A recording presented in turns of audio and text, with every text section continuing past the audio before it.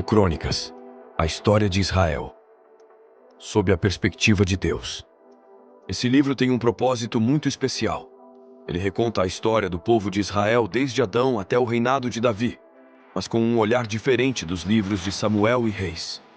Se 1 e 2 Reis mostram os eventos do ponto de vista político e militar, Crônicas foca na perspectiva espiritual e sacerdotal, mostrando como Deus conduziu Israel e preparando o caminho para o futuro Messias. Se você quer entender melhor a aliança de Deus com Davi, o papel dos levitas e como esse livro se conecta com a mensagem da Bíblia como um todo, fique comigo até o final. O livro de Crônicas foi escrito após o exílio babilônico, quando os judeus estavam voltando para Jerusalém e reconstruindo suas vidas. Muitos estavam desanimados, pois o templo e a cidade estavam destruídos. Por isso, este livro foi escrito para relembrar a identidade do povo de Deus e a importância da aliança com ele.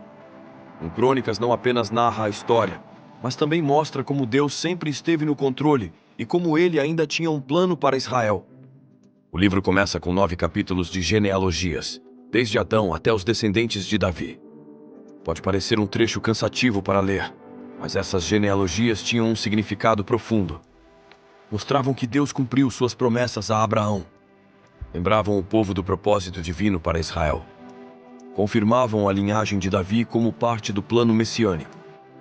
Ao listar cada geração, o autor reforçava que Israel não era um povo qualquer, mas sim uma nação escolhida por Deus para trazer a salvação ao mundo. Após a genealogia, Crônicas se concentra completamente no reinado de Davi. Diferente de 1 e 2 Samuel, aqui não são mencionados os pecados de Davi, como seu adultério com Batseba e o assassinato de Urias. Isso acontece porque o foco do livro não é mostrar os erros políticos e pessoais de Davi, mas sim sua relação com Deus e o propósito espiritual do seu reinado. Aqui estão os principais eventos registrados sobre Davi. Crônicas começa com a morte trágica do rei Saul em batalha contra os filisteus. Isso reforça a ideia de que Saul perdeu o trono por não obedecer a Deus. Davi então é ungido rei e estabelece Jerusalém como capital de Israel. Um dos primeiros atos de Davi como rei foi trazer de volta a Arca da Aliança para Jerusalém. Isso era muito mais do que um evento simbólico. Davi queria restaurar a adoração verdadeira em Israel. Ele organizou os levitas e sacerdotes, instituiu turnos de adoração e escreveu muitos dos salmos usados no templo. Essa parte do livro enfatiza que Davi não era apenas um rei guerreiro, mas um líder espiritual que desejava que Israel adorasse a Deus com fidelidade.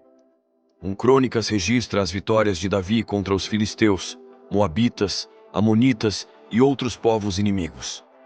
Mas, mais do que descrever batalhas, o autor destaca como Davi sempre buscava a orientação de Deus antes de lutar. Isso mostra a diferença entre liderar com confiança humana e confiar plenamente no Senhor.